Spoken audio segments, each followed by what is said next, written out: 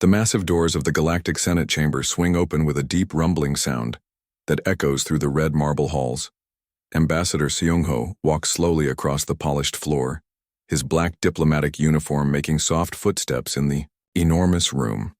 Above him, the ceiling stretches so high it disappears into shadows, while thousands of alien delegates sit in curved rows looking down at the single human standing in the center. Seung-ho has done this walk many times before, but today feels different.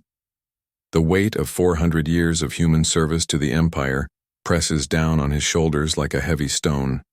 Every human family has stories of sacrifice and loss, all for the promise that someday they would be treated as equals in this vast galactic civilization. But as Seung-ho looks up at the sneering faces of the alien counselors, he knows that day will never come. Counselor Thexmar rises from his golden throne, his reptilian body towering 12 feet above the floor. His scales shimmer with colors that hurt human eyes to look at directly, and when he speaks, his voice sounds like rocks grinding together. The massive alien looks down at Seung-ho like a giant looking at an insect. Today we hear another request from the humans. Thexmar announces to the chamber, and immediately cruel laughter fills the air from thousands of alien throats. They want us to give them 3 small worlds to govern themselves. They think they deserve the same rights as real citizens of the Empire. More laughter echoes through the chamber, and Seung-ho feels his hands clench into fists behind his back. He thinks about those 3 worlds that humans terraformed with their own blood. The deadly atmosphere that killed thousands of human workers as they slowly changed poisonous air into something breathable. The frozen ground that humans melted with massive machines working day and night for decades. The dangerous wildlife that humans fought and tamed to make those worlds safe for families. Every drop of sweat, every life lost, every year of backbreaking labor was human effort. Alien overseers watched from safe ships in orbit while humans did all the dangerous work. Now those same worlds produce food and materials that feed half the Empire's colonies. But when humans ask for the simple right to govern what they built, the aliens laugh. Seung-ho remembers his daughter Nari coming home from school with tears in her eyes. She had scored higher than any student in the star system on the Imperial Academy entrance exam. Her teachers said she was the smartest child they had ever seen. But when the acceptance letters came out, every spot went to alien children with lower scores. The Academy official explained that humans were not ready for advanced education yet. They needed more time to develop proper civilization. The memory burns in Seung-ho's chest like acid. He remembers holding his crying daughter and promising her that things would get better. He told her that if humans worked hard and proved themselves, the Empire would eventually accept them as equals. Now he knows he lied to his own child, standing in the Senate chamber. Seung-ho also thinks about his younger brother Kyung, who died 3 years ago in the mining accident on Kepler 7. The human safety inspector had warned that the mine tunnels were not stable. The rock formations were cracking and needed support beams before anyone could work safely. But the alien supervisor ordered the human crews to keep mining anyway. The production quota was more important than human lives. When the tunnel collapsed, it buried 43 human miners, including Kyung. The Empire paid compensation to the families, exactly 100 credits per dead human. The same amount they paid when mining equipment was damaged. Seung-ho realized then that the Empire saw no difference between human lives and broken machines. Now Overlord Vexthul steps forward to address the Senate. His species looks like walking skeletons covered in gray skin, and his voice sounds like wind blowing through empty caves. When he speaks, every alien in the chamber listens with respect. The humans have made another request that shows they do not understand their place in our great empire. Vexthul begins. We have given them the honor of serving us for 4 centuries. We feed them, house them, and give their lives meaning through useful work. Yet they are not satisfied. Seung-ho wants to scream that humans built everything. The Empire depends on human engineers design the ships that carry alien goods between stars. Human doctors develop the medical technology that cures alien diseases. Human farmers grow the food that feeds alien cities. Human soldiers fight in alien wars, dying for causes they do not even believe in. But he stays silent, knowing that interrupting would only make things worse. But today, the Empire has decided to give humans an even greater honor. Bextel continues. All human children above the age of 12 will join our youth development program. They will leave their families to receive proper education and training on industrial worlds. The words hit Sung-ho like a physical blow. He knows what this really means. The Empire wants to take human children away from their parents to work in factories and mines. They will call it education, but everyone knows it is slavery with a prettier name. Families will be torn apart. Children will grow up, never knowing their parents or their human heritage. Around the chamber, alien delegates nod approvingly. Some even applaud the decision. They think separating human families is a wonderful idea that will make humans more useful to the Empire. No one cares that human parents will never see their children again. No one wonders how human children will feel growing up alone and afraid in alien facilities. Seung-ho thinks about all the human children he knows. His neighbor's son Min-ho, who loves to build model spaceships.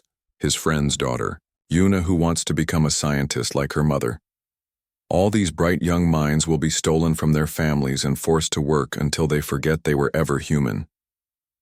This is the moment Seung-ho realizes that hope was always an illusion. The Empire will never accept humans as equals because they do not see humans as people.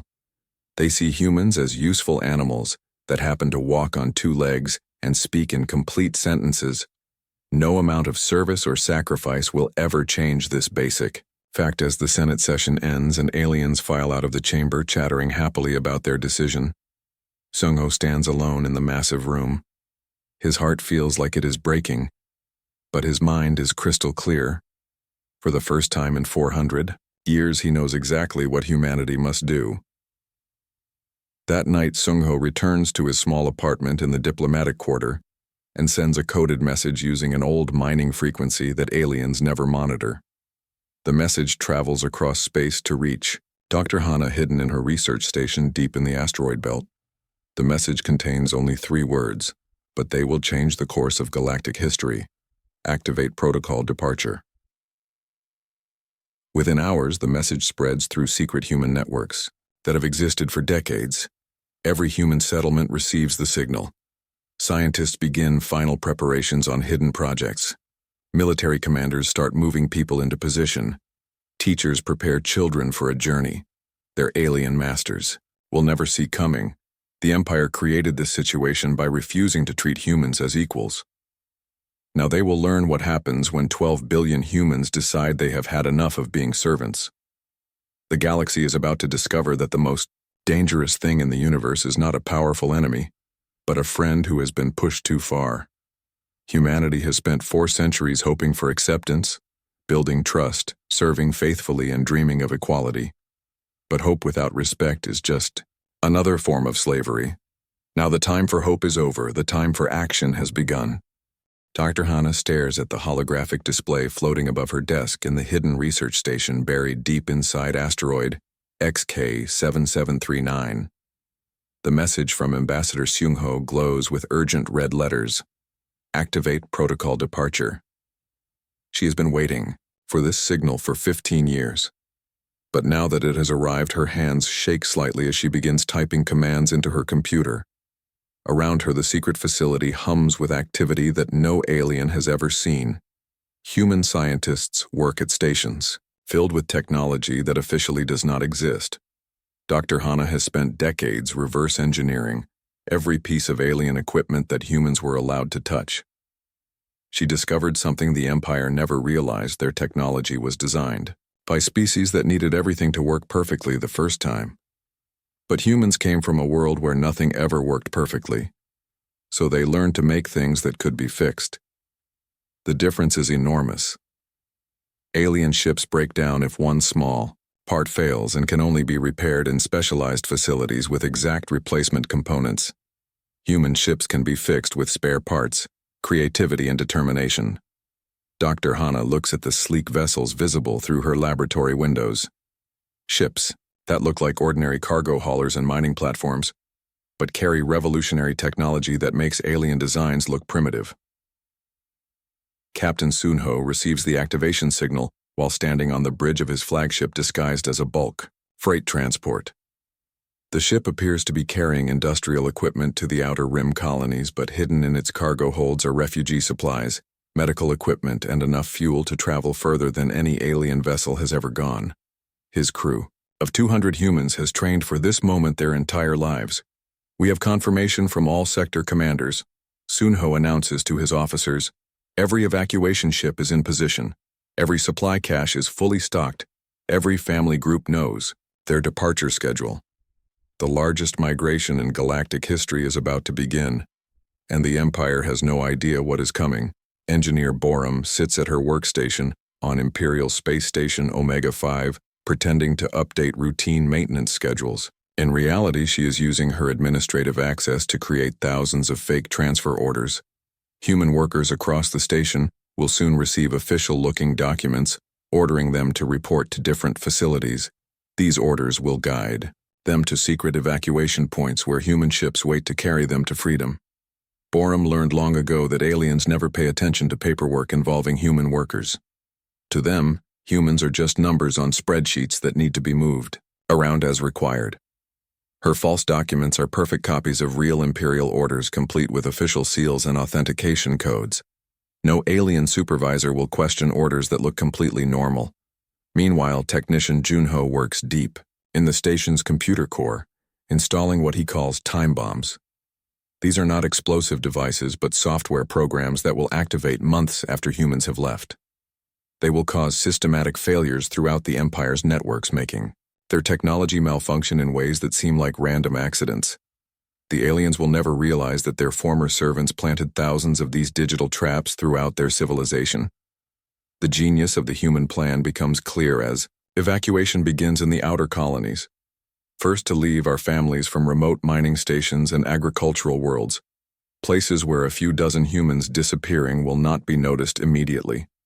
These families pack only essential belongings and board ships disguised as routine supply transports. Their departure looks like normal worker rotations that happen all the time. Teacher Moran leads a group of children from Colony 7 aboard what appears to be a school transport, taking them on an educational trip. The children carry backpacks full of toys and books, but hidden beneath the bus seats are emergency supplies and communication equipment. These children will never return to their homes, but they do not know that yet. Their parents made the difficult decision to let them believe this is temporary. To avoid panic, Dr. Wanbin coordinates medical preparations from his hospital on New Sol Station. He has been quietly stockpiling medicine and medical equipment for months, telling alien administrators that humans need extra supplies because of their different biology. This is technically true, but the real reason is to ensure human evacuation ships have everything needed to treat injuries and illnesses during the long journey to their new home. The evacuation requires perfect timing and coordination. 12 billion humans live scattered across Empire space on thousands of worlds and space stations. Moving them all without detection requires the largest deception. In galactic history, every human has a role to play, from the highest-ranking ambassador to the lowest maintenance worker. Captain Jisoo commands a mining vessel in the asteroid belt, where her crew extracts valuable metals for the Empire. But for the past 3 years, her miners have been carving out hidden chambers inside the largest asteroids. These chambers now contain fuel depots, supply warehouses, and temporary shelters for human refugees. Her ship regularly visits these secret bases, disguised as routine mining operations. The aliens remain completely unaware of human activities because they never saw humans as capable of complex planning. To them, humans are useful workers who follow simple instructions without question. This blindness becomes their greatest weakness as humanity prepares the most sophisticated escape plan in galactic history. Security Chief Hayok works in the Imperial Intelligence Headquarters, where he has access to alien military communications and patrol schedules. He feeds this information to human evacuation coordinators, ensuring that refugee ships avoid areas with heavy alien presence. His position also allows him to delete records and alter databases, making it harder for aliens to track missing humans. The psychological aspect of the deception is as important as the technical elements. Humans continue working normally, maintaining their usual routines and showing no signs of the massive operation happening around them. When alien supervisors ask about missing workers, human administrators provide logical explanations. Worker transfers, medical leaves, family emergencies, routine reassignments. Dr. Hana broadcasts daily status reports to evacuation coordinators across the galaxy. Using communication frequencies that aliens abandoned centuries ago, the Empire upgraded to more advanced systems long ago, never realizing that humans kept the old equipment functioning. These obsolete networks become humanity's secret communication system. As weeks pass, the pace of evacuation increases. Entire industrial facilities shut down as their human crews simply walk away. Space stations lose power as human technicians abandon their posts. Mining operations halt as human workers disappear. The aliens notice these problems but assume they are temporary technical difficulties. Commander Inha leads the military aspects of protocol departure, coordinating security for evacuation routes and preparing defensive measures in case the Empire discovers their plan. Her forces are scattered throughout Imperial space, disguised as civilian workers but trained for combat if necessary. They carry weapons hidden in toolboxes and wear body armor disguised as work uniforms. The success of the Great Deception depends on exploiting every weakness in the alien system of control. The Empire built their civilization on the assumption that humans would always be available to do the difficult, dangerous, and tedious work necessary to keep their society functioning. They never considered what would happen if humans simply decided to leave. Now that assumption is about to be tested as humanity prepares to vanish from Imperial space forever, taking with them 4 centuries of accumulated knowledge about maintaining alien technology. The Empire is about to learn that their most valuable resource was never the minerals humans mined or the goods humans produced, but the humans themselves. The Great Deception continues as millions of humans begin their journey toward freedom, while their former masters remain oblivious to the approaching catastrophe. Admiral Korath of the Imperial Third Fleet discovers the truth by pure accident while investigating strange malfunctions at Shipyard Gamma 12. The massive orbital facility has been experiencing power failures and computer glitches for weeks. Problems that should be simple to fix somehow keep getting worse. His engineers tell him the issues started in sections maintained by human technical crews. The gray-skinned Vorthak Admiral stands 7 feet tall with 4 arms that end in sharp claws. His red eyes scan the technical reports with growing confusion. These are not random equipment failures. The patterns suggest deliberate sabotage, but who would dare attack Imperial military installations? The Empire has no enemies powerful enough to infiltrate their most secure facilities. Lieutenant Zexon leads the security investigation team through the station's lower levels, where human workers maintain the complex machinery that keeps the shipyard operational. They find the first clue in a maintenance tunnel where someone modified the power distribution system. The changes are subtle and elegant, designed to cause cascading failures weeks after installation. The security team captures human technician Do-hyun as he finishes his shift. In the reactor control room, he is a small, quiet man who has worked at the shipyard for 12 years. His supervisors describe him as reliable and hard-working, never causing trouble or asking difficult questions. But when Zexon examines Do-hyun's work station, he finds evidence of systematic sabotage spanning months. Under interrogation, Do-hyun refuses to explain his actions. Even when Zexon threatens him with painful torture, the human technician remains silent. He sits calmly in the interrogation chair, his hands folded in his lap and a strange smile on his face. When Zexon demands to know why he betrayed the Empire, Do-hyun speaks only once. "You still do not understand," he says quietly. "It is already too late for all of you."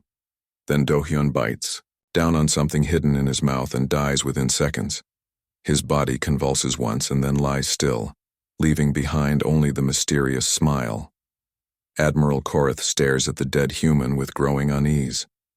What could make someone so calm about dying? What did he mean by too late?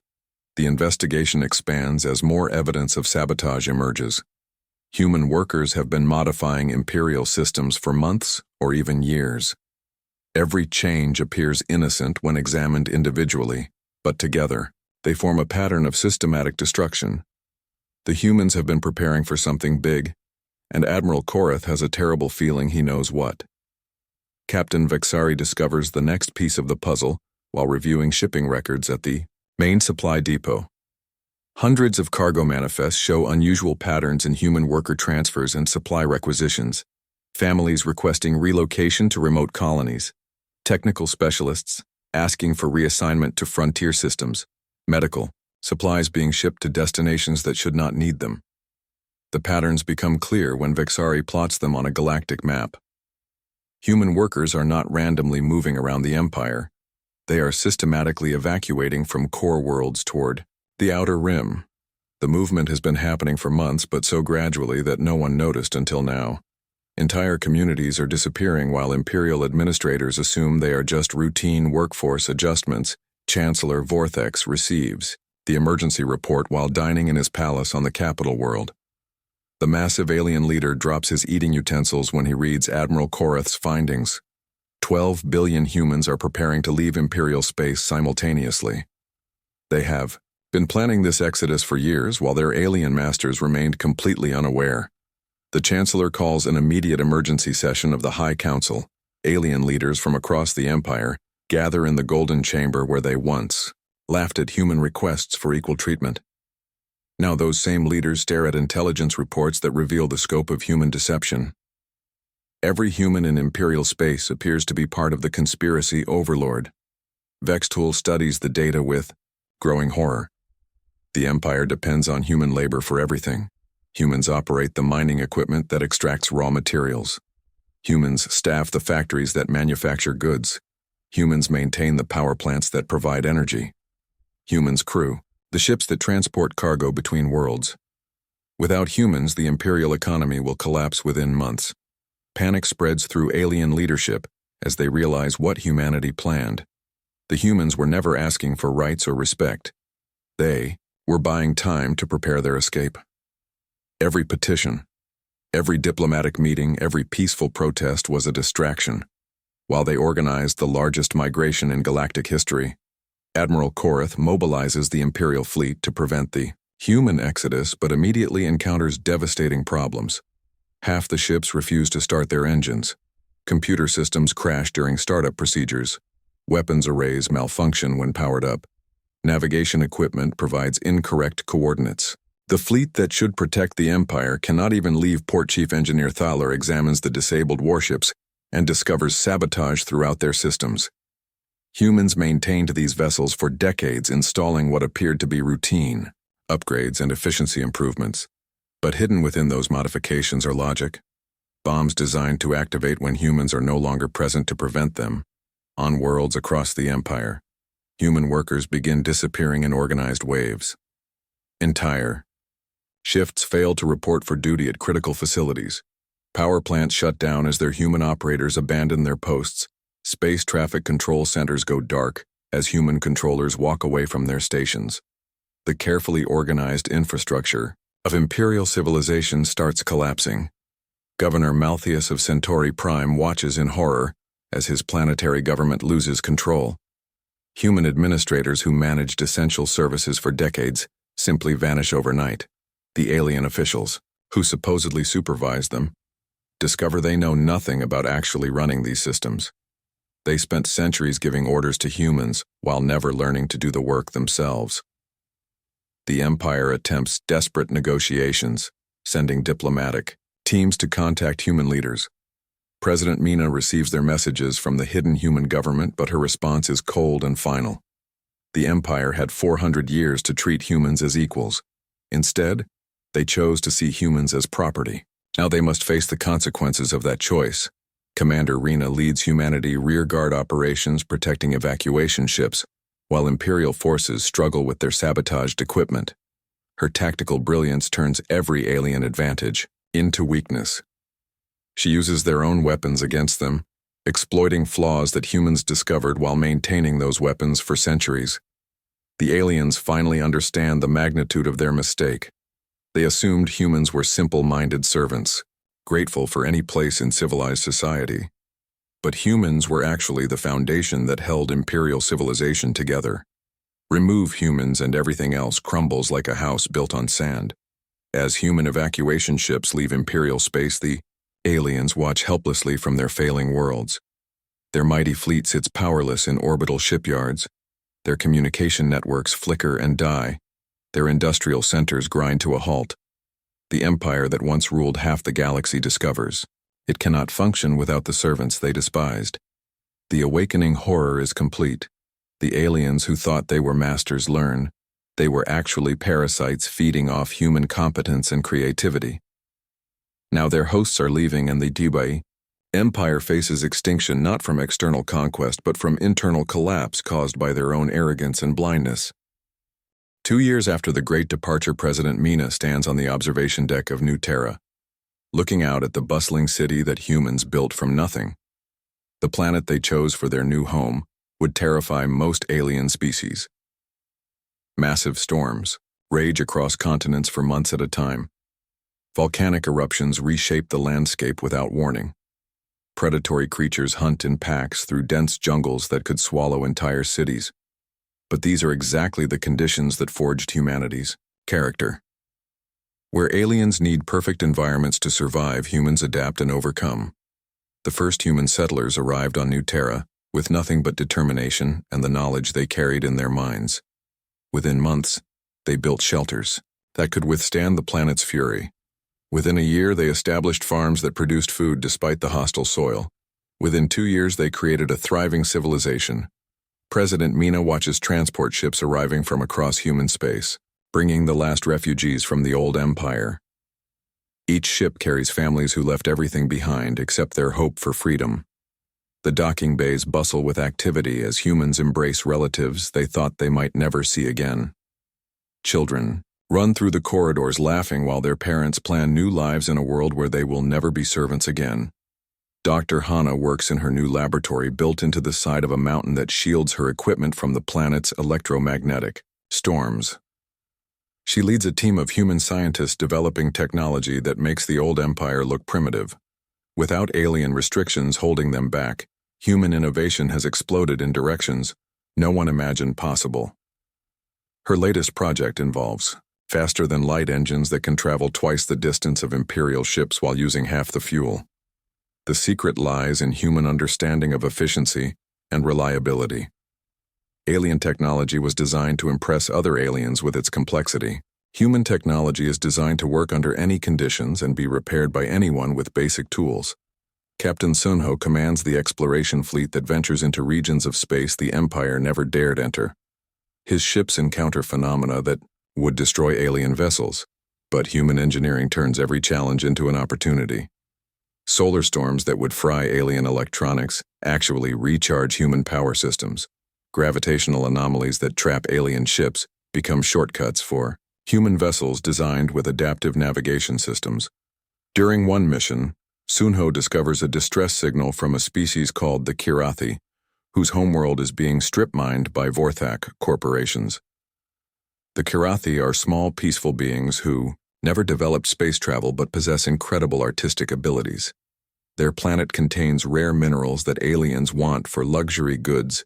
While the Kirathi face extinction, Sunho contacts President Mina with a request that would have been impossible. Under the old empire, he wants to intervene militarily against Vorthak mining operations to save the Kirathi from genocide.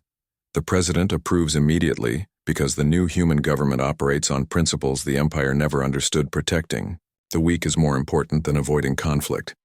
The rescue mission becomes humanity's first military action since leaving Imperial space. Captain Sunho's fleet arrives at the Kirathi homeworld to find Vorthak strip mining operations destroying entire continents. The alien corporations use massive machines to tear apart the planet's surface, while Kirathi refugees huddle in camps awaiting transport to labor colonies. The battle lasts less than 6 hours. Human ships equipped with weapons, designed from captured Imperial technology, prove vastly superior to anything the Vorthak possess. While alien weapons require perfect conditions to function properly, human weapons work reliably in any environment. The Vorthak fleet retreats in confusion as their systems malfunction and their crews panic. Ambassador Seungho negotiates the aftermath with typical human efficiency. The Kirathi are offered a choice: they can remain on their restored homeworld under human protection or relocate to human space as full citizens with equal rights. Most choose to stay but accept human advisors to help them develop technology for self-defense. The Kirathi leader, A small being named Zelith asks Seongho why humans would risk war to save strangers. The ambassador explains that humans learned long ago that freedom means nothing if it only applies to yourself. True strength comes from protecting those who cannot protect themselves. Word of the Karathi rescue spreads throughout the galaxy. Species oppressed by various empires begin sending secret messages to human space. They share stories of exploitation, slavery, and genocide perpetrated by alien governments that see themselves as superior beings. The messages all ask the same question: will humans help them achieve freedom? President Mina addresses the Human Council in the Great Assembly Hall built from native stone that changes color with the planet's weather patterns. She proposes the Freedom Alliance, a partnership between humans and any species committed to equality and mutual respect. The Council approves unanimously because this represents everything they hoped to achieve. Engineer Borum leads the development of new colonies throughout human space. Each world is designed as a haven for refugee species fleeing oppression. The colonies operate on revolutionary principles. All species work together as equals, sharing knowledge and resources freely. No one rules over anyone else, because leadership is earned through service, not birthright. Dr. Wanbin establishes medical centers that treat patients regardless of their species or ability to pay. His research teams develop cures for diseases that plague various alien races. Medical knowledge flows freely between species. Instead of being hoarded for military advantage, the healing arts become a bridge that connects different civilizations. The old empire watches from their failing worlds as humanity influence spreads across the galaxy. New trade networks develop, based on fair exchange rather than exploitation. Scientific discoveries accelerate as different species share research openly. Military alliances form to protect member worlds from aggressive empires that still believe in conquest. Captain Jisoo commands the Deep Space Research Division, exploring the galactic core, where mysterious signals suggest the existence of ancient civilizations. Her mission represents everything the Empire feared most about human independence. With unlimited resources and freedom to innovate, humans push the boundaries of known science. The Empire sends desperate messages offering everything they once refused to give. Vast wealth, territory, complete autonomy. Anything if humans will return and repair their crumbling civilization. But humanity has moved beyond their former masters. They build something greater than the Empire ever imagined, a galactic community where strength comes from cooperation. Commander Inha trains the new generation of human military officers in academies that welcome students from allied species. Her curriculum emphasizes protection over conquest, defense over aggression. The human military exists to guard freedom, not to impose human will on others. Engineer Hayek designs the massive space stations that serve as meeting places for the Freedom Alliance. These facilities demonstrate human engineering philosophy: form follows function. Beauty emerges from efficiency. Each station can support millions of beings from dozens of species, all working together toward common goals.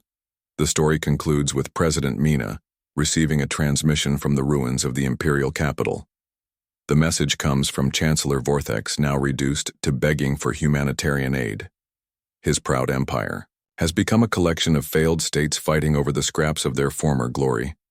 Mina's response is compassionate but firm. Humans will provide emergency medical supplies and food to prevent starvation, but they will not rebuild the empire. The galaxy has moved beyond the need for masters and servants. The future belongs to those who understand that true strength comes from lifting others up, not holding them down. As New Terra orbits into night, President Mina sees the lights of human cities spreading across the continent. Each light represents a family free to pursue their dreams without fear. Children who will grow up as citizens, not servants. Scientists who can explore any question.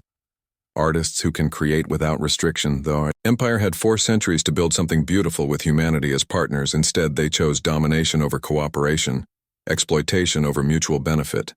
Now humanity builds the galaxy they always dreamed of, while their former masters learn too late that those who forget how to work together will be replaced by those who never forgot. The Zenthari homeworld plunges into darkness as the last fusion reactor shuts down forever. Chief Engineer Valdros stares at the control panel with 4 eyes wide in terror. The massive machine that powered his planet's capital city for 300 years has become silent and cold. Warning lights flash red across dozens of screens while alarm sounds echo through empty corridors.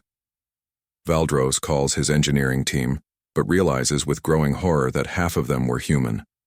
The other half are Xanthari who spent their careers giving orders to human workers while never learning to actually operate the complex machinery. Now the humans are gone, and the remaining aliens discover they cannot restart systems that humans maintained for generations. The fusion reactor is not broken in any traditional sense. All the original alien-designed components remain intact and functional. But over centuries, human engineers added thousands of small improvements, efficiency upgrades, safety systems, and automated processes that made the technology actually work properly. Without these human modifications, the alien technology becomes impossibly complex and unreliable. Dr. Malthan leads a team of Xanthari scientists into the reactor core carrying technical manuals that should explain how to repair the system. But when they open the instruction files, they discover something terrifying. Every document is filled with human-written notes, explanations, and troubleshooting guides that made the alien designs understandable. The original Xanthari specifications are still there, but without human commentary, they might as well be written in a dead language. Across the galaxy, similar scenes unfold on thousands of worlds. Alien civilizations. The conquered star systems centuries ago find themselves helpless when confronted with their own technology. The Vorthak homeworld loses all communication with its colonies when satellite networks fail. The Hexari trade empire collapses as their navigation systems provide random coordinates instead of accurate stellar positions. On Imperial Station Alpha 7. Commander Zethok watches his crew struggle with basic life support systems that humans maintained for decades. The air recycling equipment makes strange noises that no alien understands. The water purification system produces liquid that tastes wrong and might be dangerous to drink. The artificial gravity fluctuates randomly, causing crew members to float or be crushed against bulkheads. The problem extends far beyond individual machines or systems. Dr. Hana's final gift to the Empire activates across their computer networks. A sophisticated program that does not destroy alien data, but carefully removes all human contributions accumulated. Over 4 centuries, the aliens are left with their original designs functional, but primitive compared to what humans helped them achieve. Captain Corval of the Imperial Dreadnought Vengeance discovers this when his warship weapons refuse to fire. The targeting computers work, but provide inaccurate data. The energy cannons charge but discharge harmlessly into space. The missile systems launch projectiles that fly in random directions. His crew of 300 alien warriors commands the most advanced warship in the Imperial fleet but cannot hit targets that human gunners could destroy with their eyes closed. The difference between alien and human approaches to technology becomes devastatingly clear. Alien species evolved on worlds with stable environments where everything worked according to predictable patterns. Their technology reflects this assumption. Elegant designs that perform perfectly under ideal conditions, but fail catastrophically when anything goes wrong. Humans evolved on a world where nothing ever worked perfectly the first time. Storms knocked down buildings, earthquakes destroyed cities, diseases killed crops, asteroid impacts caused mass extinctions. Human technology reflects this harsh reality. Robust systems that can be repaired with improvised tools and creative solutions. Even when human machines break, they can usually be fixed. Now the Empire faces the consequences of depending on human problem-solving skills for centuries. Alien engineers followed design specifications created by their ancestors, but humans actually made those designs work in the real world. Every human modification, every creative workaround, every innovative solution disappears along with the humans who created them. Governor Hexen of the industrial world Proxima 4 watches his planet's manufacturing centers grind to a halt. Production lines that operated continuously for 50 years suddenly stop working. Factory robots stand motionless in assembly halls. Computer-controlled systems display error messages that no alien can interpret. The few remaining alien workers stand helplessly beside machines that humans operated with casual expertise. The economic collapse spreads faster than anyone expected. Trade networks fail as cargo ships drift powerless between stars. Communication systems crash, leaving colonial governments isolated from their home worlds. Banking networks shut down when their human-programmed security systems activate failure protocols. Supply chains break as automated warehouses stop functioning without human oversight. President Velcor of the Galactic Trade Commission realizes that the Empire never actually understood their own economy. Aliens created the basic framework of interstellar commerce, but humans developed all the practical systems that made trade possible. Inventory management, shipping schedules, quality control, financial tracking. Every detail that kept goods flowing between worlds was handled by human workers who seemed invisible to their alien supervisors. The military situation becomes desperate as Imperial fleets find themselves stranded throughout the galaxy. Admiral Korath flagship the Devastator sits powerless in orbit around Kepler 9 while his crew tries unsuccessfully to restart engines that humans maintained for 20 years. The ship has enough life support for 3 months, but without propulsion, it will become a tomb floating in space. Worse than individual equipment failures is the systematic breakdown of Imperial infrastructure. Power grids collapse as fusion plants shut down, transportation networks fail as traffic control systems crash, industrial production stops as automated factories become unresponsive. Even basic services like waste management and food distribution depend on human-operated systems that no alien understands. The aliens begin fighting among themselves as their civilization crumbles. The Zenthari blame the Vorthak for allowing humans too much access to critical systems. The Hexari accuse the Zenthari of treating humans badly and causing the exodus. The Vorthak claim that other species were too dependent on human labor and should have learned to maintain their own technology. Captain Sunho broadcasts a final message to the Empire as humanity's evacuation fleet prepares to leave Imperial space forever. His transmission reaches every world, every space station, every ship still functioning in the failing Empire. The human captain stands on the bridge of his flagship with stars visible through the viewport behind him. "You called us primitive and said we were lucky to serve you," Sunho says calmly. "But we built everything you depend on. We made your technology work, your cities function, your fleets fly. We turned your elegant designs into practical systems that actually operated in the real world. Now you can remember what you were before we arrived." The transmission ends, leaving the Empire in darkness and silence, their mighty civilization reduced to scattered groups of aliens sitting beside machines they cannot operate, wondering how they became so helpless. The galaxy watches as the greatest empire in known history collapses, not from external attack, but from the simple departure of the servants they never valued.